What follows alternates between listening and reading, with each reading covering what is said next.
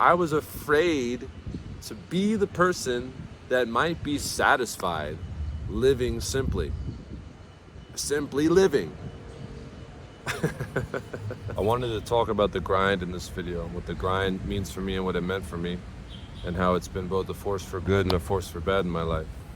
I was living in LA and I had this idea that the harder I worked, the more I would accomplish, and the more I could deny myself things that I considered indulgences or non-essential to my goals, the faster I would progress. And I almost saw the amount that I could sacrifice as a measure of my success. At the time I was working as a preschool music instructor, and I was also driving Lyft, and then later driving Instacart and Uber Eats. So I was always doing at least 2 jobs.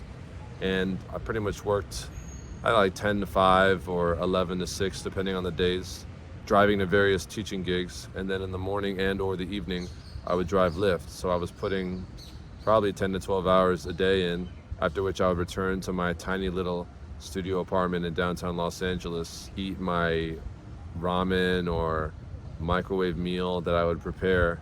Then I would rinse, wash, and repeat and do it day in and day out. I remember even like simple things like getting a coffee maker was to me a necessary expense and indulgence. And instead I drank this really gross instant coffee that I got at Smart and Final, which is I don't know, kind of like a discount grocery store out there. It's very good actually, but the coffee wasn't very good. The coffee was very bad. I drank it. It tasted like motor oil. I don't know why I did that. I know why I did that. I remember one time I just made a bunch of hard-boiled eggs and soaked them in soy sauce, and I thought I'll just take those for lunch and that'll be like my protein. And I would eat like 4 to 5 hard-boiled eggs a day, and then after a week I almost threw up at the sight of them. They were so disgusting. The side effects of this were numerous and manyfold. I mean, I was incredibly awkward and uncomfortable when I was in social situations. I didn't know how to talk to women. I'm sure I came off as like weird or clingy or needy or any of these things that are not very desirable. I would work and work and work until suddenly I would just collapse and go on like a 2-day bender where I just drank and walk around drunk all day, smoking hella cigarettes and eating a bunch of food that was rather expensive and all amounted to more spending than I might have done if I had just taken some time for myself on more frequent occasions. I had to deny myself all the even slightly pleasant or pleasurable things in my life because that would be how I measure my success. At the time I was seeking to pursue music as a full-time career, and on my off days, which weren't very often, I would be working on the music that was going to lift me up out of this hell that in all honesty I had created for myself. Of course, at that time I had nothing to write about. I wasn't going out and hanging with friends. I wasn't making new discoveries by going on different adventures or exploring or trying different things out. I had no love interests in my life because I considered that, again, something that I didn't have time for. And not only that, I had this strange kind of twisted confidence and self-deprecating feeling where I thought both I was too good for that, like I was too cool because I'm too busy grinding and working hard to talk to girls. But I think that was really masking a deeper sense of shame and a feeling of unworthiness, like I didn't deserve love and attention. I think the deeper and harder to detect and more dangerous side effect of this all was that I was starting to develop this deep resentment towards myself, this deep hatred towards myself, and this deep resentment for mankind in general. I would drive around and come home on Friday night working till 11, 12 o'clock, and I would see everybody going out to have fun and going out to the parties. I would be driving them to the parties, and yet I wasn't able to go. I wouldn't allow myself to go. And I had this like envy, this deep envy and this pain and this anger towards them because they were somehow able to enjoy life and enjoy all the wonderful things that I so desperately craved, but I wasn't allowing myself to have that. I'm not sure how I came to kind of break free from that thing. It feels more like I just slowly let go. I slowly relinquished what I was clenching in my fist, which was this desire for control and this very narrow view of what it means to work hard and be successful. I recall around that time I started listening to the Tao Te Ching, this excellent book by Lao Tzu. It's many, many, many years old. It's one of the most essential texts in understanding Daoism, which is a belief system that started in the East, in Asia, many, many, many years ago. In essence, the Taoist believes that there is a natural way that the universe is unfolding and time is progressing. You can see a flower bloom and spread its petals and then close. This is the natural progression of how things go. And a cause of many people's suffering is by resisting this natural way that life wants to go, this natural, beautiful path that life wants to take you on, which is called the Tao. There's the metaphor of life being this stream or this river, and you're simply floating in it. And those who suffer and those who are finding resistance and pain in their life are the ones who are trying to swim against it, or swim this way against the current, or this way against the current. And I, for one, at that time could personally relate to that feeling. It was something that I would feel and observe over the course of several months, where no matter what I was doing, something was just pushing back against me, or I was pushing back against something. My specific goal or my specific desire or dream or vision was always just getting this kind of pushback, and things weren't clicking. It's a very subtle feeling and hard to really articulate, but when I read that book, it really brought a lot of insight to me and made me think, wow, maybe I am that person who's fighting against this flow and this current. One idea of Daoism, and I'll speak some Chinese here, it's called Wei Wu Wei, Wei Wu Wei, which means to do without doing. It seems kind of silly when you first hear it, but essentially it means that you don't take action in your life out of fear or out of a scarcity mindset or out of the thought that this is when you should do it. You take an action in your life when something bigger than you, your intuition or your spirit, just moves you to do so. There's an idea of moving and acting effortlessly, allowing the actions to rise up out of you themselves. And perhaps it just seems somewhat vague. You can relate to maybe when you're out at a social event and you see somebody who is just so the life of the party and doing it in such an easy and effortless way, like they're not even trying. And then maybe you can relate to trying to be that same person, even if you are social, and finding it's just not working right. You know, you're trying too hard and it's not coming off the right way. It doesn't have that effortless feeling. Or perhaps you can relate to someone whose life and their career is just going really, really well, and it seems like even if you might think you're smarter than them or more attractive than them or more experienced than them, but for whatever reason, everything in their life is just coming in such an easy and carefree way, and they seem very carefree and at ease about it, and they're not stressed, they're not worried. It's just all coming in a beautiful, organic way. This you might think of as someone who is moving effortlessly. And I met people in my life who were like that. In fact, most of the people in my life were moving more effortlessly than me, because the more that I was suffering and the more that I was struggling, the more I would put in brute force towards these very short-term goals, like making enough money or writing music. And all I had was this insane sense of urgency. Maybe a lot of people in the early 20s can relate to this idea that if you're not successful or rich by the time you're 30, or by the time you're as old as whoever you emulate and idolize was when they reached their success, that somehow you're a failure. And I certainly carry that with me. When I was 23, I said, I'm gonna be rich and famous and successful by the time I'm 24. When I was 24, I said, I'm gonna be rich and famous and successful by the time I'm 25.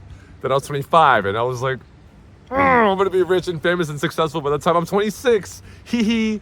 I kept on like driving this thing home and internalizing this idea that somehow I was failing, and I was a failure, and I was less worthy than I was because I had yet to attain this goal.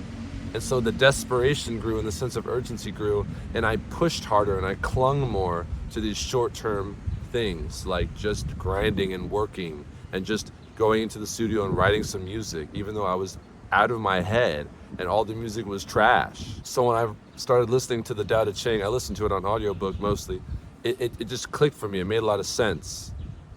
And up until that point, the idea of rest or doing something fun or doing something fulfilling as another way to move forward towards my goals, albeit non-linear, was so novel to me and so new to me. And it began to slowly work away at this tightly closed fist on this idea that I had to just exert all my intelligence and logic and effort in one specific direction. And I began to just relax a bit. When I slowed down and allowed myself to stop and begin to contemplate all that was in my heart, I made many, many discoveries. The biggest one being that I didn't like LA. I didn't like my life there. I didn't like who I was there. I didn't like how I was treating myself there. And so I had to leave. To me, this was such a big challenge because the fundamental element of my drive and my focus and my dream as a musician was to go to LA and do the music and don't leave until you accomplish your goal. And to do anything else would mean you are complete and utter failure. You gave up. You're the quitter in the dream. You're the guy that quit because you couldn't handle it. And I saw the world in such a black and white way, jumping out of that and understanding that, wait a minute, I need to leave, but it's also right. And it also might be to my benefit of achieving my goals, ultimately.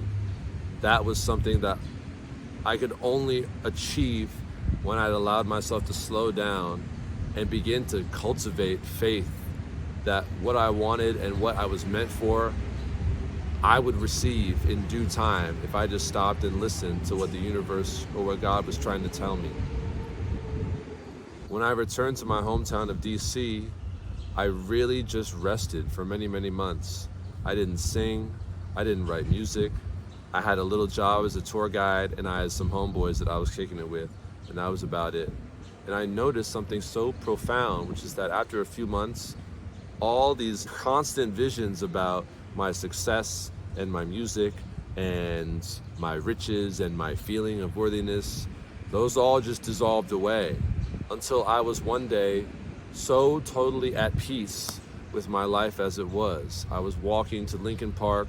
I got a latte at this little cafe, and I was sitting there drinking this coffee, and I just observed in myself like, wow, I am so in love with life. I'm looking at the trees and I'm filled with such beauty and awe.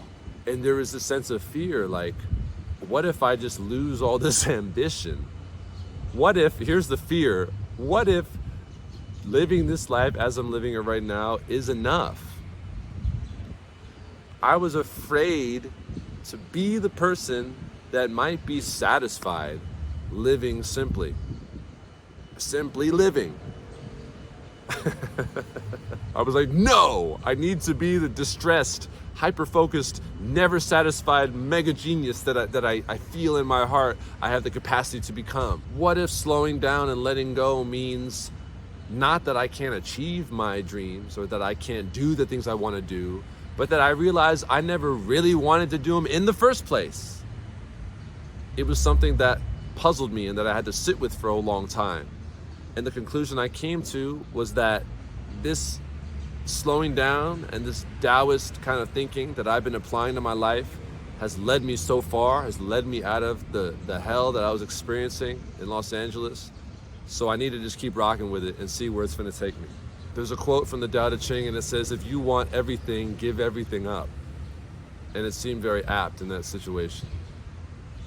I had these other mental kind of like thought experiments too, you know, like, what if the way my life was to unfold in its best form and I could be of most service to the world meant not really doing nothing until I was 40 or not doing nothing until I was 50? What if me being my best self meant me staying down and staying low key and living life really regular until I was 60 and then popping off and making some like crazy art or crazy music?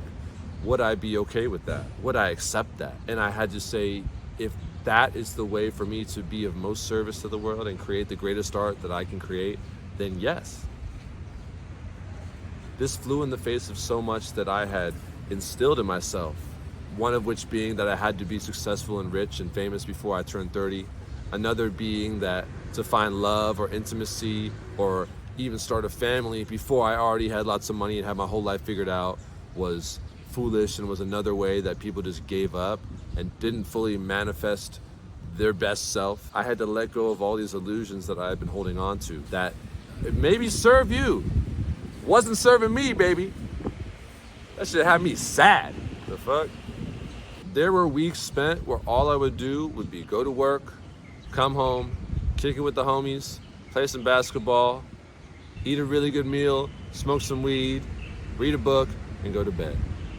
And that to me was so radical. That to me was so frightening and scary because I didn't have anything to look at in my life and say, you see, I'm working hard. I'm working harder than you. Therefore, I am of value. And I realized that's how a lot of my life back then had been.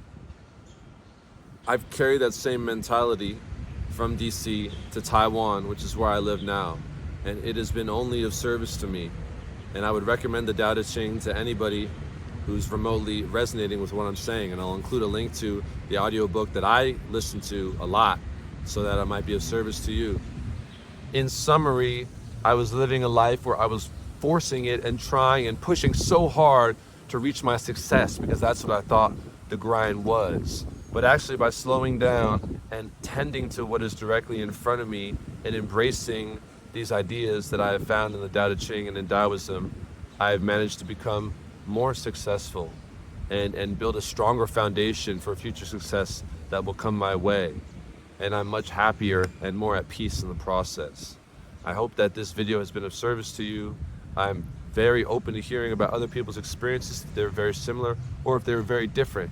And as I'm still beginning to do these things, I'm sure I could improve in many ways and be more articulate and even explain more about specific concepts I mentioned. So if you have any feedback, I ask that you phrase it in a very constructive way, and I'd be more than happy to hear from you. Once again, I hope I've been of service to you. That is my only goal with this video I'm creating, is that I might serve you in your journey. So thank you.